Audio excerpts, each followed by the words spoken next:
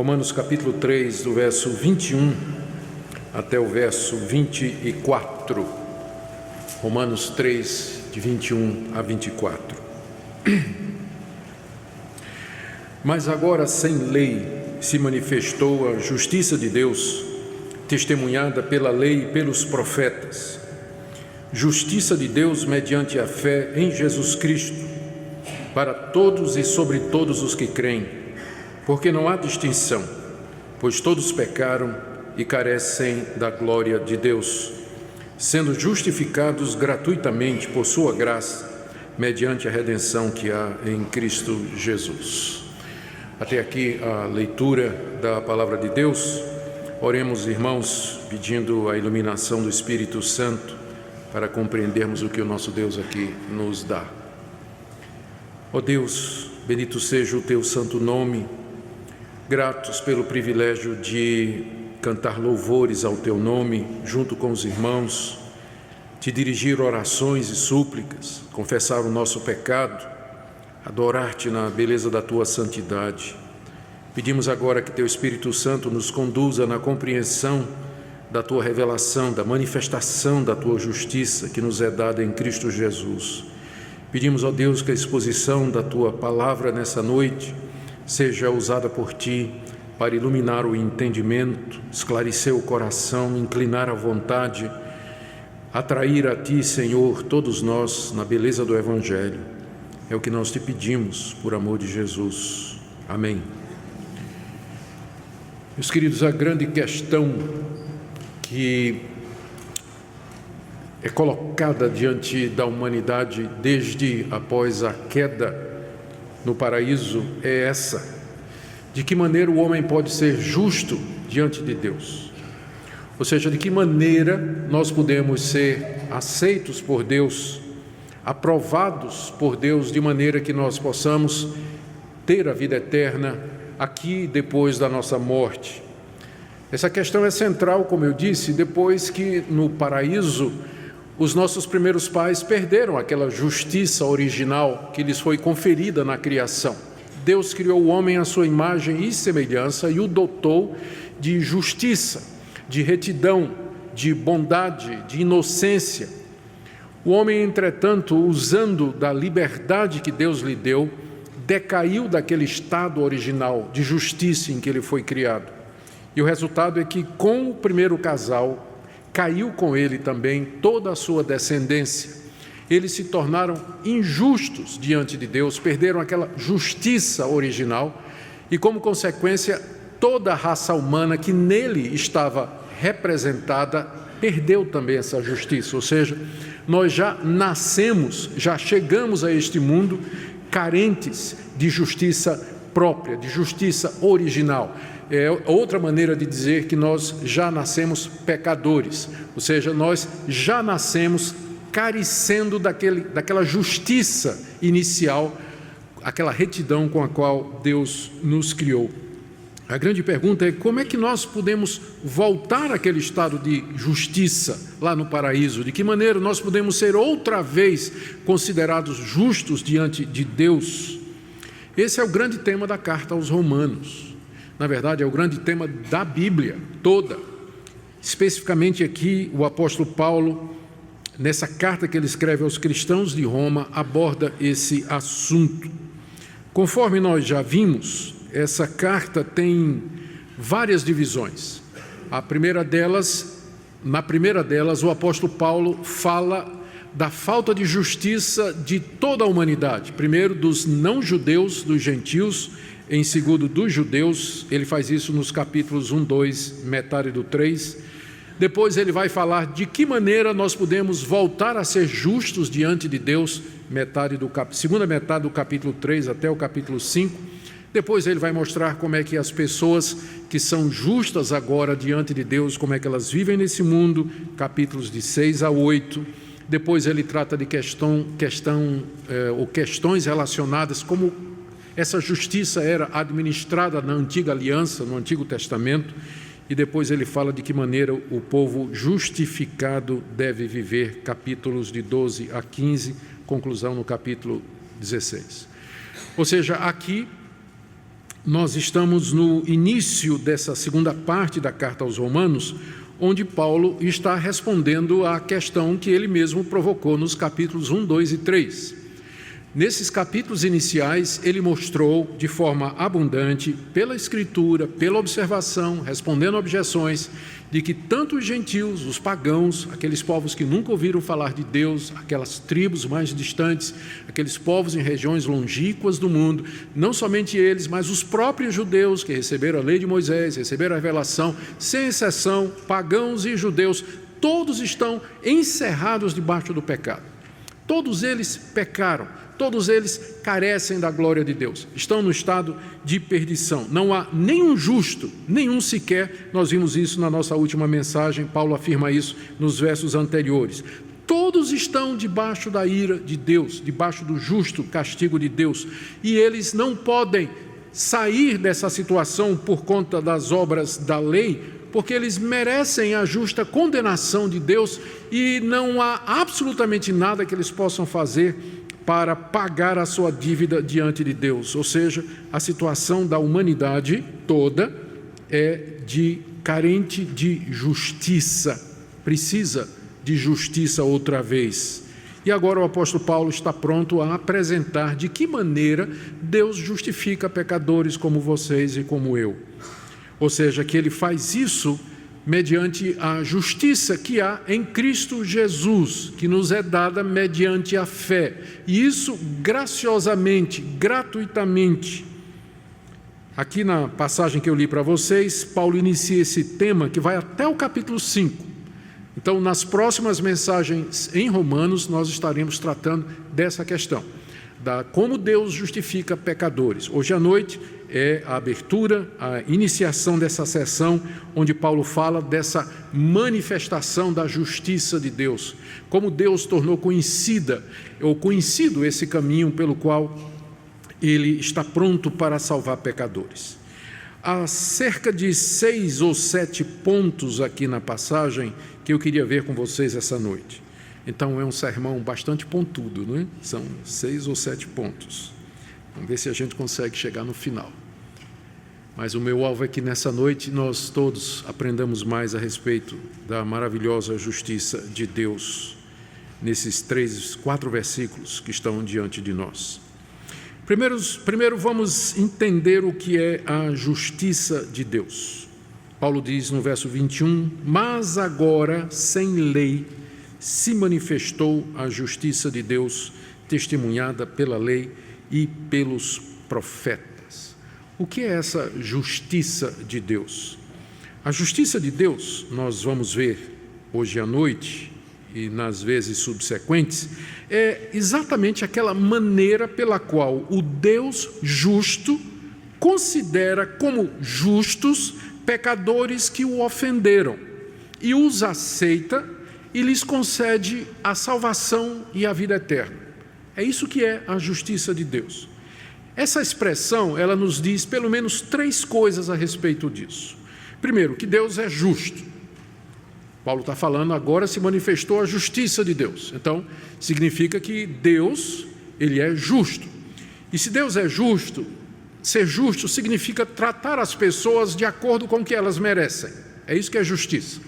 Então, se Deus é justo, significa que ele odeia o pecado e que ele não inocenta o culpado, e que ele condena o réu e que ele absolve o justo. Ou seja, em Deus não há imparcialidade, não há erro de julgamento, não há nenhum desequilíbrio. Ele é perfeitamente justo.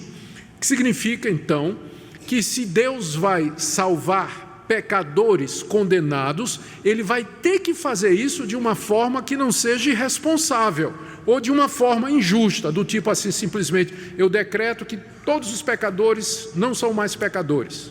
Deus pode fazer isso? Pode, mas e não, porque, como a gente sabe em teologia, Deus pode fazer tudo aquilo que não for contrário à sua natureza. O que não for contrário à natureza de Deus, ele pode fazer. Mas Deus não pode, porque ele é justo, inocentar um culpado. Simplesmente dizer para o cara assim, por um ato divino da minha justiça, eu declaro que você está perdoado e você vai para o céu. Deus pode fazer isso? Não. Por que não pode? Porque é contra a justiça dele. A justiça dele exige que o pecado seja castigado. O pecado tem que ser punido. Senão ele não é Deus. Senão ele não é Deus. Ou se é um Deus imperfeito. Ele é um Deus imperfeito. Então essa é a primeira coisa que a gente tem que aprender dessa expressão, a justiça de Deus. Ou seja, esse Deus que vai fazer justiça, ele vai fazer porque ele é justo. A justiça é um dos seus atributos, é uma das suas qualidades. Segunda coisa que essa expressão, justiça de Deus, nos ensina, é que esse Deus, ele justifica pecadores. Ele é justo, mas ele justifica pecadores.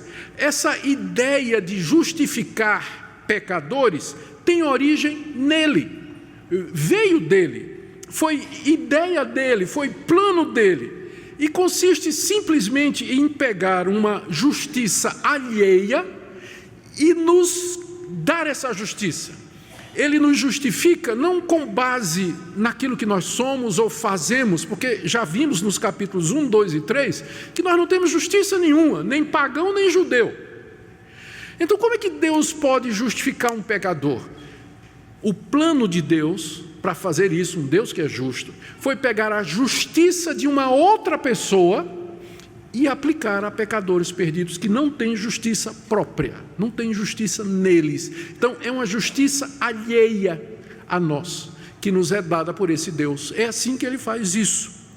Ou seja, a justiça de Deus é o processo, é o método pelo qual Deus toma a justiça de Jesus Cristo, o único justo, e transfere para pecadores como vocês e como eu.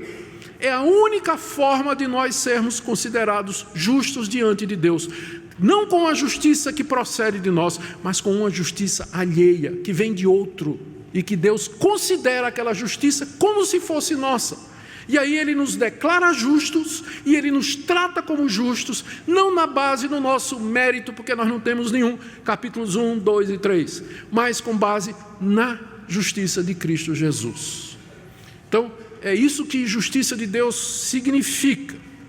Terceira coisa que essa expressão significa, justiça de Deus, é que esse método, não é, já que ele é de Deus, e que consiste numa justificação por meio de uma justiça alheia, ele é completamente oposto a qualquer conceito de justiça humana. Quando os homens falam em justiça, o justificar ou perdoar alguém, sempre há a questão do mérito envolvido. É assim que nós pensamos. Nós, por natureza e definição, nós somos legalistas. Nós trabalhamos na base do mérito. É muito mais fácil para a gente dar alguma coisa do que para a gente receber de graça. A gente se sente mais à vontade. E geralmente ele diz assim, eu não quero ficar devendo nada a ninguém. Então, por isso, não quero receber de graça. E quando a gente, por exemplo, está morando na casa de um parente, né, sem pagar aluguel, a gente reclama, né? Pois é, estou me sentindo humilhado, né? Estou vivendo de favor. A gente não gosta de receber favor, a gente se sente humilhado, a gente gostaria de merecer. A gente quer ter as coisas porque a gente conquistou, porque a gente ganhou. Então, essa ideia de uma justiça de outro que nos é dada como o caminho da salvação, ela é estranha à nossa natureza. É por isso que as pessoas preferem muito mais um evangelho ou uma religião onde elas vão fazer alguma coisa para ir para o céu, do que uma que diz assim, você não precisa fazer nada, você vai receber gratuitamente uma justiça completa de outra pessoa que vai se aplicar a você. Não, é bom demais para ser verdade, eu não mereço isso, eu não quero viver dessa forma, vou ficar devendo para esse Deus. Eu prefiro fazer o meu caminho. Então, é por isso que as pessoas preferem o legalismo. Qualquer religião meritória, onde ela faz alguma coisa, ela dá alguma coisa, onde ela contribui com alguma coisa, onde ela se esforça por alguma coisa, onde ela sente que ela mereceu, que ela conquistou, que ela ganhou. Então, o conceito, a justiça que vem de Deus, ela é estranha, esse conceito é estranho para nós. E essa é a razão pela qual muita gente não consegue entender, e quando entende, aí é que não quer receber mesmo. Aí é que agora eu entendi, por isso que eu não quero mesmo, porque é de graça. Eu prefiro fazer alguma coisa, eu prefiro conquistar alguma coisa. Então, processo, não é, em que o Deus justo justifica pecadores com base numa justiça alheia, que é a justiça de Jesus Cristo, é isso que nós chamamos de justificação. Justificação. Aqui é preciso a gente esclarecer algumas coisas. Essa justificação, ela é um ato de Deus, é um ato jurídico, é uma declaração de Deus. Não é alguma coisa em que você participa, é unilateral. É unilateral. Deus simplesmente declara você justo, com base na justiça de outra pessoa. E não é uma coisa que você sente ou que você experimenta. Essa é uma transação que acontece na eternidade. Aconteceu na eternidade. Então, ela não é algo que você diz, Deus, eu quero sentir que o Senhor está me justificando. Você não vai sentir absolutamente nada. Você vai sentir depois os efeitos da justificação. Quando o Espírito de Deus aplicar na sua vida, que você entender isso aí, mudar seu coração, aí você vai experimentar. Mas o ato em si é unilateral, ele é feito por Deus. Ele declara o pecador justo com base na justiça de Cristo. Então, nesse ato de Deus, Deus não infunde em nós, Ele não coloca em nós nada, como por exemplo diz a teologia da Igreja Católica, que fala que na justificação Deus infunde em nós o mérito ou a graça, que aí Ele olha, vê e com base nisso Ele justifica o pecador. Deus não nos imputa nada que não seja Cristo, nada mais, não coloca em nós nenhuma virtude, Ele não muda a nossa essência quando Ele nos declara justos em Cristo Jesus. Isso vai acontecer depois, mais adiante, quando a gente chegar lá em Romanos 6, aí nós vamos ver como Paulo vai dizer como é que o justificado ele vai viver. Então esperemos que todos nós estejamos vivos até Romanos 6 para ver se ou seja, como eu disse, não é? A justificação, ela não significa que Deus aqui e agora nos transforma em pessoas justas, boas e sem pecado. Não. Aqui eu quero usar a expressão de Lutero, que quando ele entendeu isso, porque isso aqui foi o que Lutero entendeu. Isso que eu estou dizendo para vocês foi o começo da Reforma Protestante. Foi quando o monge agostiniano Martinho Lutero, é assim então, entendi. Então foi quando Lutero entendeu isso aqui, que ele diz, mas peraí, se é assim, então o que a igreja está ensinando agora está errado, está completamente errado, porque é muita coisa baseada no mérito, nós temos que fazer, nós temos que merecer, nós temos que pagar, nós temos que comprar indulgência, não, tem alguma coisa errada. E foi quando ele resolveu desafiar os doutores da Igreja Católica para discutir esse assunto aqui que eu acabei de dizer para vocês, que foi o estopim da Reforma Protestante. E quando Lutero entendeu isso, então ele tem aquela famosa frase, que nós somos justos e pecadores ao mesmo tempo. Como é que pode ser isso? Mas é o caminho de Deus. Justos, mas pecadores. Justos e pecadores ao mesmo tempo. É isso o que nós somos aqui. Essa situação vai mudar quando Jesus Cristo voltar e houver a ressurreição dos mortos e nós ficarmos plenamente livres de todos os efeitos do pecado. Todos os efeitos. Então, enquanto isso não acontece, nós vivemos essa tensão entre o já e o ainda não. A realidade presos no encontro de dois mundos. O mundo presente, em que nós somos pecadores, inclinados a todo mal, mas também o mundo vindouro, onde nós viveremos sem o pecado. E disso Deus nos dá certeza, já nos justificando aqui. Então essa é a primeira coisa que eu queria, o primeiro ponto que eu queria trazer para vocês nessa noite, do que nós estamos falando aqui. Então a justiça de Deus, que está mencionada no verso 21, é exatamente isso, é aquela maneira pela qual o Deus justo justifica pecadores através da justiça de Cristo Jesus, e os declara justos e os trata como justos com base naquilo que Cristo fez. Segunda coisa que Paulo nos ensina aqui, ainda está no verso 21, é a respeito da maneira como essa justiça de Deus, essa forma de Deus justificar pecadores se manifestou. Ele diz três coisas no verso 21. a respeito dessa manifestação. O verso 21, mais uma vez. Mas agora, sem lei, se manifestou a justiça de Deus, testemunhada pela lei e pelos profetas. Essa justiça de Deus que eu acabei de descrever, ela se manifestou. Ou seja, ela era alguma coisa, não é uma coisa nova, nós vamos ver isso daqui a pouco. Ela já existia, o plano é desde a eternidade, mas essa justiça, ou essa maneira de Deus justificar o pecador, estava como que velada. Não é por isso que a primeira coisa que Paulo disse é que essa justiça foi manifestada agora. Prestou atenção? Verso 21. Mas agora se manifestou a justiça de Deus.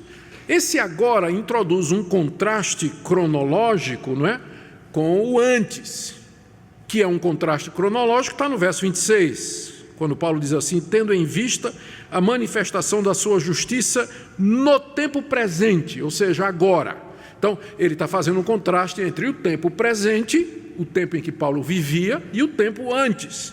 Ou seja, o que ele está dizendo, o que ele está contrastando aqui, são os dois testamentos, são as duas épocas. Antes de Cristo, essa justiça de Deus, essa maneira de Deus salvar, que sempre foi a mesma, ela estava nas Escrituras, estava na religião de Israel, mas só que ela estava velada, ela estava oculta na forma de símbolos, profecias, figuras, tipos.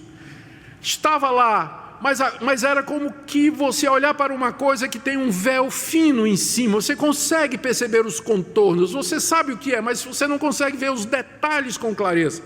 Mas agora esse véu foi tirado, há uma manifestação. Essa manifestação da justiça de Deus foi quando Cristo veio, porque era disso que o Antigo Testamento tratava, falava da vinda dele, porque ele é a base da justiça de Deus. Então falava através das figuras que eu já mencionei, das profecias. Então é por isso que Paulo está dizendo que essa justiça de Deus agora se manifestou. E nós temos esse privilégio de vivermos no agora. Nós podíamos ter vivido no antes do agora, no Antigo Testamento, quando essa justiça ela estava lá, mas só que ela não era tão clara, vívida, em detalhes como nós sabemos agora. Hoje nós temos o privilégio de viver no agora. Agora se manifestou a justiça de Deus. Esse agora, então, é o tempo, ele é marcado, ele é iniciado com a vinda de Jesus Cristo ao mundo, a sua encarnação no ventre da Virgem Maria, o seu ministério durante 30 anos aqui nesse mundo, a sua morte na cruz, seu sepultamento, a sua ressurreição, o envio do Espírito Santo, o começo dessa nova era, dessa nova época marcada pela presença do Espírito Santo. Esse é o agora. Agora se manifestou a justiça de Deus. Agora ficou claro que Deus salva pecadores através de Jesus Cristo. Isso não está mais confinado a uma religião oriental lá do Antigo Oriente, como era a nação de Israel, mas agora isso foi ensinado, é pregado, anunciado ao mundo todo. Segunda coisa sobre a maneira como essa justiça se manifestou, a primeira que é agora, ou seja, teve um momento específico na história em que Deus deixou essa justiça clara, que é com a vinda do Senhor Jesus Cristo. Mas Paulo diz também no verso 21 que agora, sem lei, se manifestou a justiça de Deus. Essa expressão sem lei é extremamente importante para que nós a compreendamos. A lei a que Paulo se refere aqui é essa lei que ele mencionou nos versos seguintes. Vamos recordar. Verso 19. Sabemos que tudo o que a lei diz, aos que vivem na lei o diz, para que se cale toda a boca, todo mundo seja culpável perante Deus. Visto que ninguém será justificado diante dele por obras da lei, em razão de que pela lei vem o pleno conhecimento do pecado.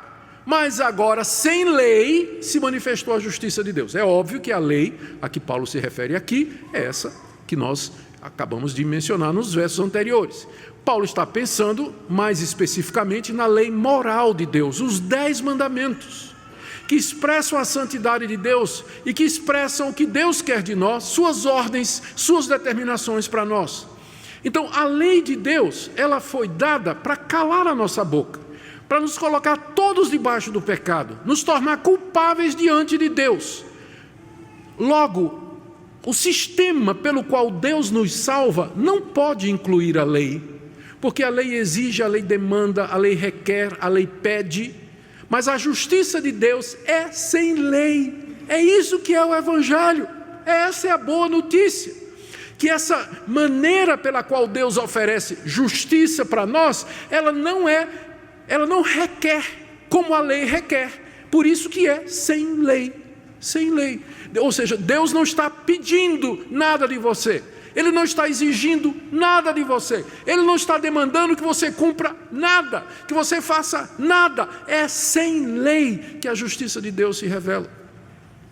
Terceira coisa que Paulo diz aqui sobre essa manifestação é que ela foi, aqui no final do verso 21, ele diz que se manifestou a justiça de Deus, agora e sem lei, terceiro ponto agora, testemunhada pela lei e pelos profetas. Aqui lei já não é mais a lei moral, mas quando a lei aparece seguido de profetas no Novo Testamento, significa a Bíblia do Antigo Testamento.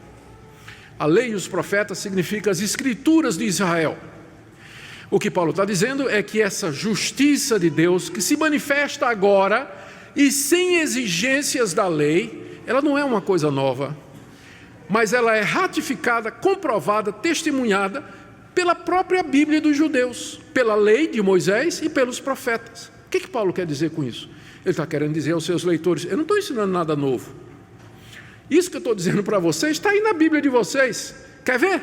Abra aí Isaías 53. O que está escrito lá? Ele foi moído pelas nossas transgressões, foi ferido por causa dos nossos pecados. O castigo que nos traz a paz estava sobre ele. O que vocês acham que isso significa? Pergunta o apóstolo Paulo para o judeu. A lei de Moisés. Lembra lá, quando Moisés mandou que se um israelita pecasse, ele oferecesse como pagamento pela sua culpa um cordeiro de 1 ano, sem defeito, sem mancha, que deveria ser sacrificado no altar pelo sumo sacerdote, e o sangue espargido ali no altar, e depois salpicado em cima do ofertante? O que você acha que aquilo significa? A pessoa era justificada, não por alguma coisa que ele tivesse feito, mas pelo sofrimento de um outro ser. Para que você acha que aquilo aponta? Davi, no Salmo 32, bem-aventurado é o homem a quem Deus não imputa pecado nenhum. Como é que você acha que Davi podia dizer isso, se Davi era um pecador? Se Davi era um pecador. Ou seja, o que Paulo está dizendo aqui é que essa maneira de Deus justificar, ela não é algo que ele inventou, mas é algo que Deus já tinha revelado desde o início e que está lá nas Escrituras de Israel, a lei e os profetas. Está na história. Lá no começo, no paraíso, quando Deus disse para a mulher, depois da queda: virá alguém, teu descendente, que vai esmagar a cabeça da serpente. Está lá quando ele chamou Abraão e disse: na tua descendência serão benditas todas as nações da terra. Está lá nos Salmos, onde Davi e os demais salmistas falam da misericórdia de Deus e do perdão de Deus que chega sem sacrifícios. Está nos profetas, como o profeta Isaías, que eu acabei de descrever para vocês. Ou seja, essa manifestação da justiça de Deus há 2000 anos atrás em Cristo Jesus, ela não era nova. Era nova no sentido de que ela ficou clara, mas ela já estava lá na antiga aliança, no Antigo Testamento, nas Escrituras. É dessa forma que a justiça de Deus se manifestou. Curiosamente, quando a gente chegar no capítulo 4, Paulo vai provar a justificação pela fé usando 2 personagens do Antigo Testamento, Davi e Abraão. É como se fosse um desenvolvimento nisso que ele está dizendo, que essa justiça de Deus, ela é testemunhada pela lei e pelos profetas. Mas nós vamos chegar lá. Mas deixe-me avançar mais um ponto aqui, enquanto a garganta aguenta. Como é que essa justiça funciona, então? Como é que ela nos chega? Nós já entendemos, não é, o mecanismo que Deus, o justo Deus, na sua sabedoria e glória, Ele preparou. Mas como é que isso nos alcança? A resposta está no verso 22, quando Paulo diz: justiça de Deus mediante a fé em Jesus Cristo. A fé é a mão que se estende para receber a justiça de Deus, receber a graça e a dádiva de Deus. A justiça de Deus mediante a fé. É mediante a fé, então, que Deus aplica essa justiça alheia, que é a justiça de Cristo, a nós que não temos justiça nenhuma. Essa fé aqui, ela não é um pensamento positivo. Vai dar certo, não? Vai dar certo. Não é. Não é assim, acreditar num final feliz. Eu sei que tem alguma coisa boa dentro de mim. Eu acredito que vai dar certo. Fé não é um salto no escuro. Eu vou acreditar, quem sabe funciona. Não. Fé é um entendimento claro disso que eu acabei de explicar. De quem é Jesus Cristo. O que é que ele veio fazer na cruz? E depositar uma confiança plena nele e na promessa de Deus. A fé, ela anda junto com compreensão. Fé sem entendimento é misticismo, é superstição, é conto da carochinha, é duende, é conto de fada. Mas a fé, ela caminha com o entendimento. Por isso que Deus se revelou a nós através de um livro. Através de um livro que tem que ser entendido, tem que ser ensinado, tem que ser pregado. Se Deus não quisesse que a nossa mente, a nossa compreensão participasse desse processo, Ele não precisava de livro, Ele ficava aparecendo em sonho, visão, revelação, coluna de fogo e de nuvem todo dia.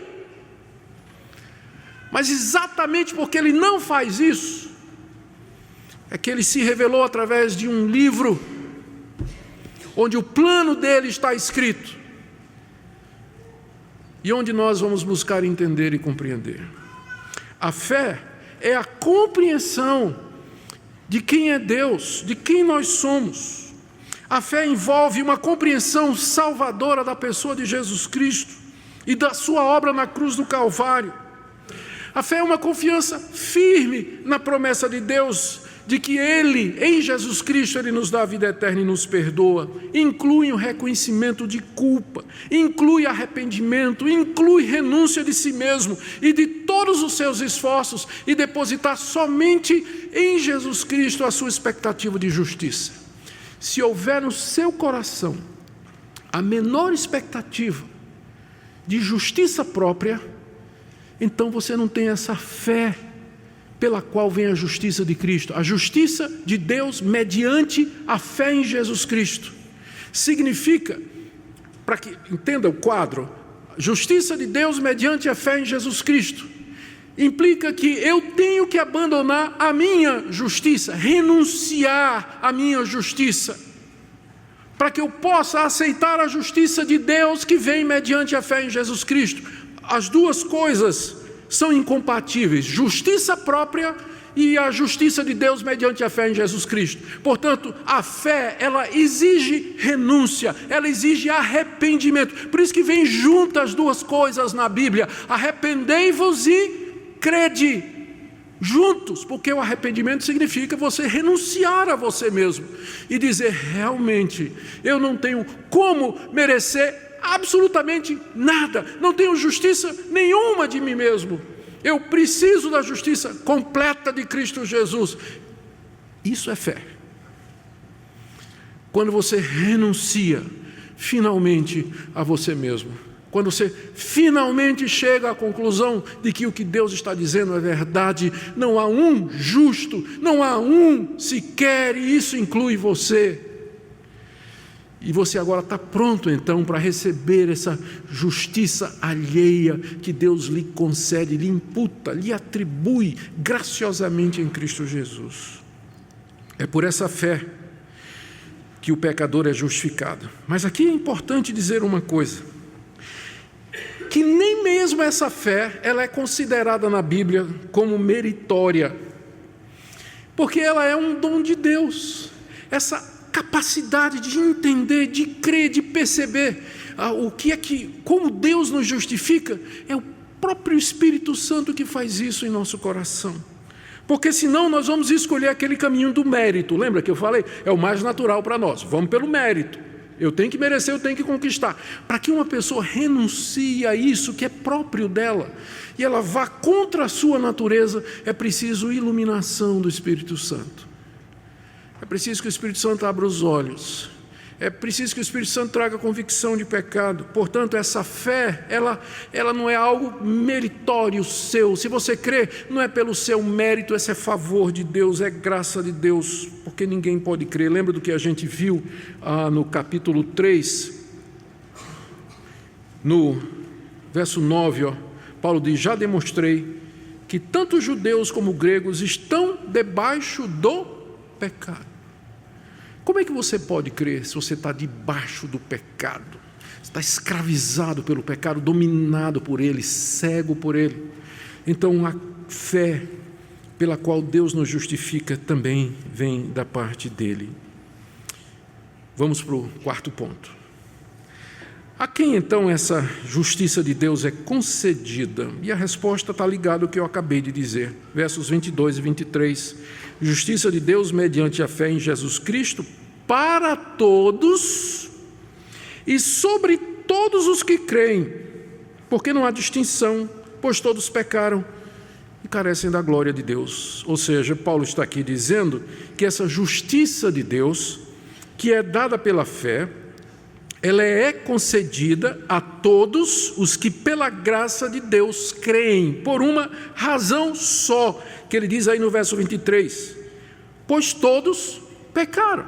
É como se Paulo dissesse assim: os pagãos, eles tentaram se justificar diante de Deus, inventando religiões, fazendo sacrifícios humanos, seguindo uma moralidade, seguindo as ideias dos filósofos, tentando especular como é que as coisas acontecem. Os pagãos tinham diversas maneiras diferentes de se justificar diante da divindade. Os judeus, ao contrário, receberam a lei de Moisés, e eles tentavam se justificar, tentando cumprir as obras que aquela lei determinava. Mas o que acontece? Tanto os pagãos falharam, quanto os judeus também fracassaram. Então Deus nivelou tudo por baixo. Deus nivelou tudo por baixo. Pagão e judeu. É tudo farinha do mesmo saco. Tudo calça 40. Deus nivelou por baixo. Todos pecaram. Por isso a salvação é do mesmo jeito, quer seja para o pagão, quer seja para o judeu, quer seja para o traficante de drogas, quer seja para um juiz da Suprema Corte. Um juiz da Suprema Corte, né? É a mesma coisa. Não faz diferença. Tanto faz a prostituta no fundo do poço, quanto o legalista no topo da montanha. A distância deles para alcançar a estrela é a mesma. A diferença entre eles é microscópica, mas nenhum deles pode alcançar as estrelas. Então, é pela fé, porque todos pecaram. Note que Paulo diz aqui, ele fala como se fosse uma coisa que tinha passado, não é? Todos pecaram. Provavelmente Paulo está se referindo ao fato de que todos pecaram em Adão. Todos nós caímos em Adão e continuamos a pecar. E como resultado, veja ainda o verso 23, carecemos, agora já é presente, né? Carecemos da glória de Deus. Carecer significa faltar, não é? Significa chegar atrasado, literalmente. Ficar aquém. Você está vendo a linha de chegada ali, você correu, está a linha de chegada e você, né, cai no chão antes da linha de chegada. Você careceu chegar até lá, ficou faltando. Essa expressão, todos pecaram e carecem da glória de Deus, quer dizer isso. Todos nós pecamos e nós não conseguimos a aprovação de Deus, não cruzamos a linha final de chegada, não levamos o troféu, não ganhamos absolutamente nada, perdemos, mas a grande misericórdia é essa, é que apesar de que nós não chegamos, ficamos aquém do padrão de Deus, Deus nos oferece gratuitamente a justiça de Jesus Cristo, para que por ela nós possamos ser aceitos por Ele.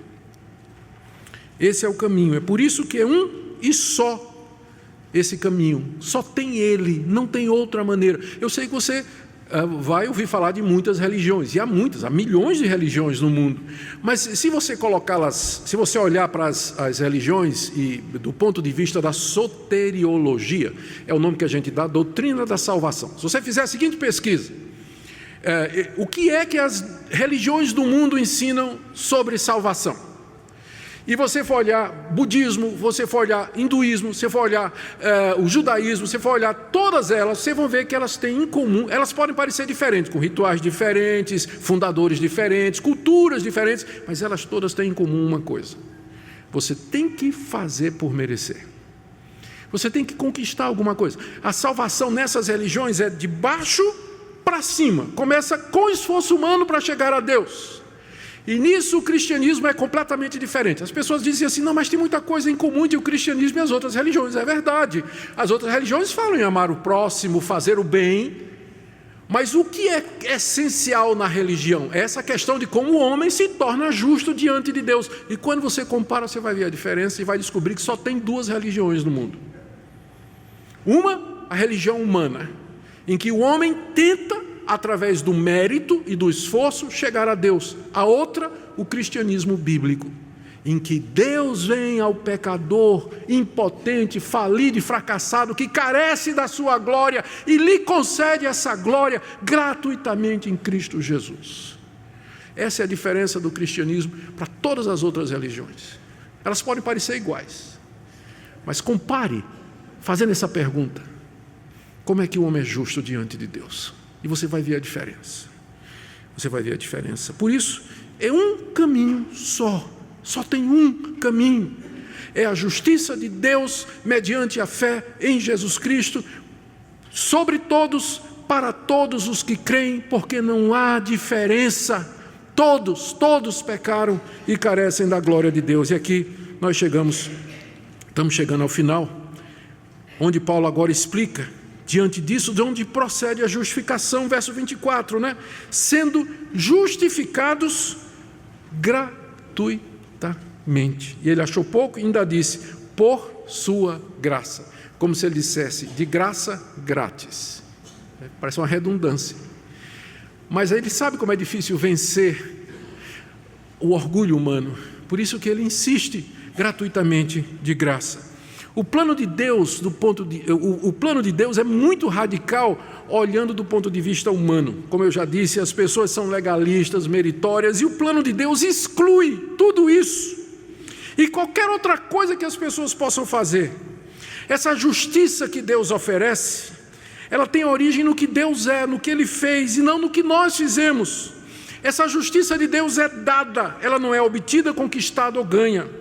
Ela depende da fé, não de obras. Ela justifica o pecador, não justifica o bem-intencionado, o bonzinho. Nós queremos merecê-la, mas o máximo que podemos fazer é recebê-la.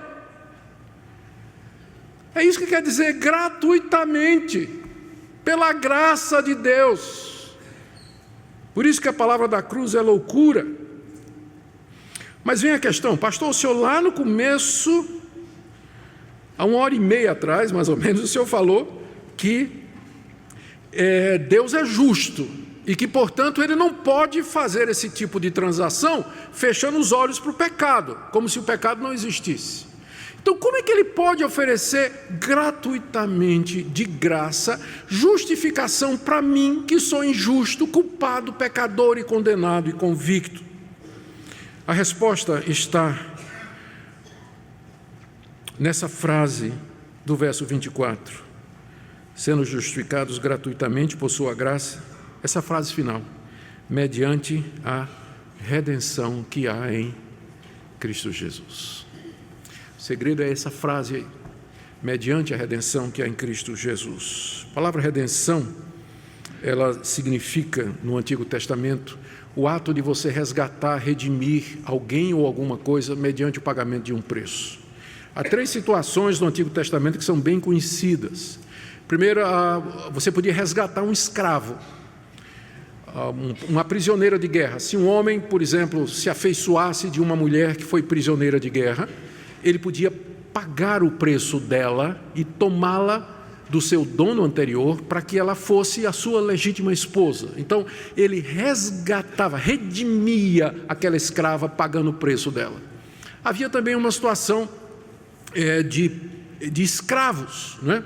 Escravos, prisioneiros de guerra, às vezes eram a mesma pessoa. Em ambos os casos, de escravos e prisioneiros de guerra, eles podiam ser redimidos mediante o pagamento de um preço ao seu proprietário. Havia também até o caso de redimir uma pessoa culpada. Tem um caso mencionado lá em Êxodo 21 que é muito interessante. Aqui é bom que todo mundo vai entender aqui, que tem muito fazendeiro aqui. O sujeito tinha um boi chifrador. Um boi chifrador. Então ele sabia que o boi é chifrador. Então, o que é que a lei de Moisés mandava? Que ele tinha que manter o boi confinado, preso, né? Preso. Se esse boi se soltasse e ele chifrasse alguém, e esse alguém morresse, a lei de Moisés mandava que o boi fosse morto e o dono dele. Né? Então, se você tem fazenda, já veja aí. O boi e o dono.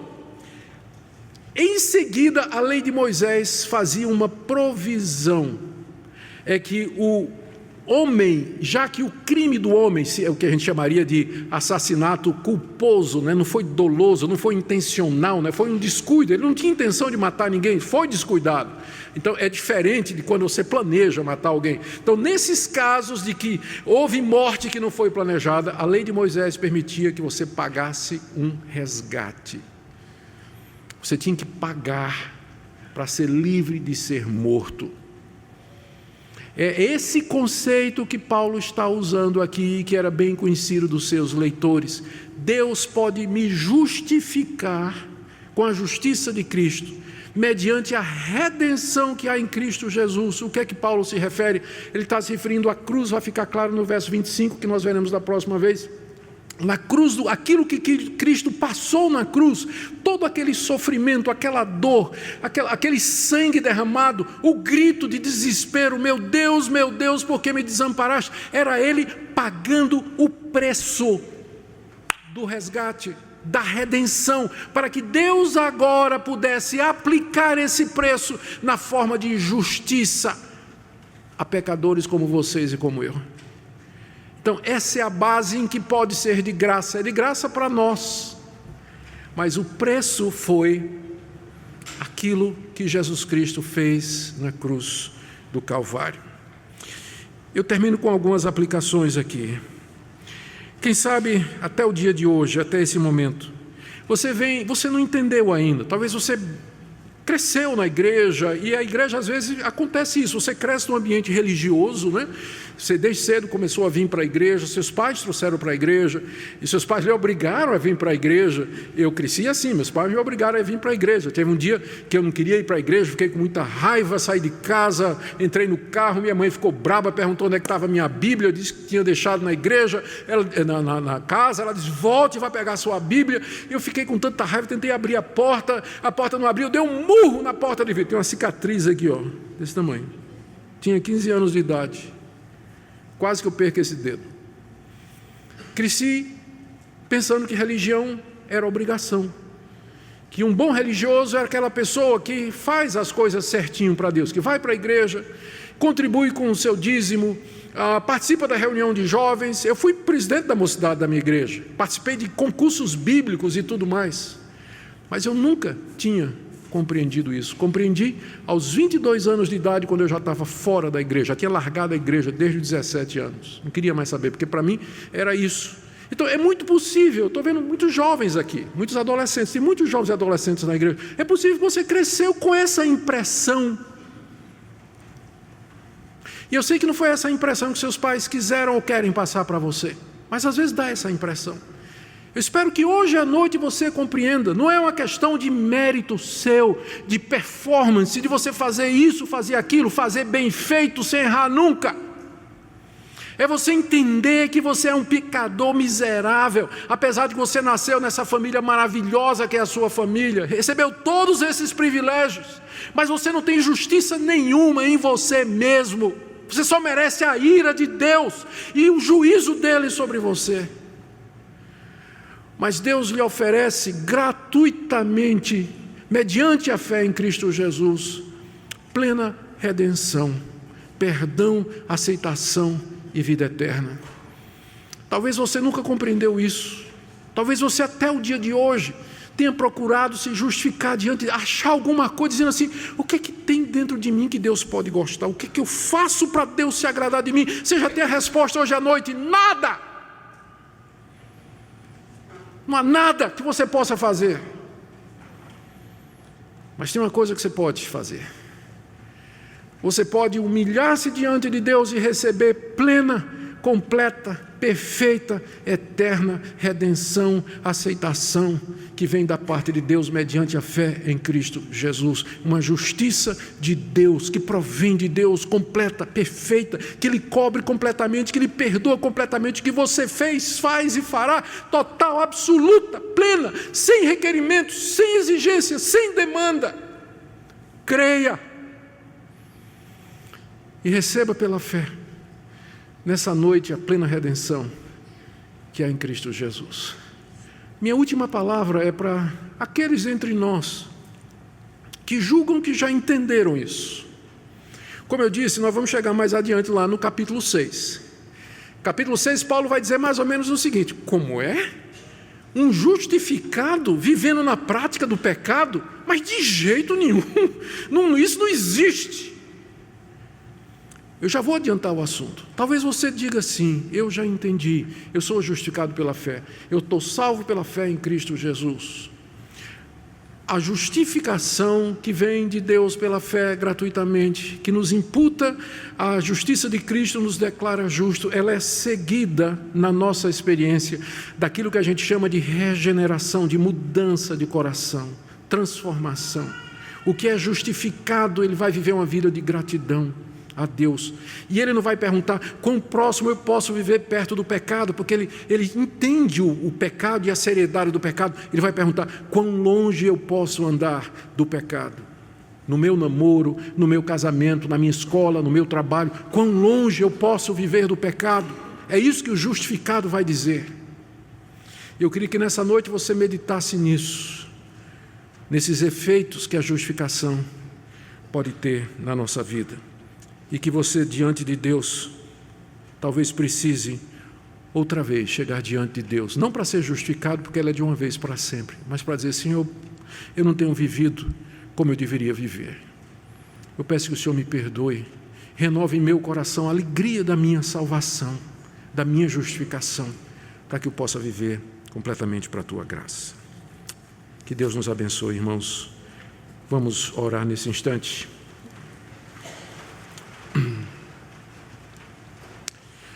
Ó Deus, a Tua verdade é tão profunda, tão grande, vasta, imensa. Não há palavras que possam descrever estas coisas aqui. Eu quero pedir que Teu Espírito Santo aplique a cada coração o que foi dito nessa noite. E que haja salvação nessa noite, compreensão. Oro pelos adolescentes, pelas crianças, pelos jovens, que eles compreendam a graça desde cedo, para não seguir o caminho do legalismo, mas que eles aprendam desde cedo o Teu amor, a Tua graça e o Teu favor. Também aqueles que aqui estão tentando de alguma forma fazer alguma coisa para serem agradáveis a Ti ou encontrar o Teu favor, que eles possam receber sem condições a Tua graça completa em Cristo Jesus. Bendizemos o Teu nome, ó Deus, pela Tua misericórdia, pois Tu és o nosso Deus. Em nome de Jesus. Amém.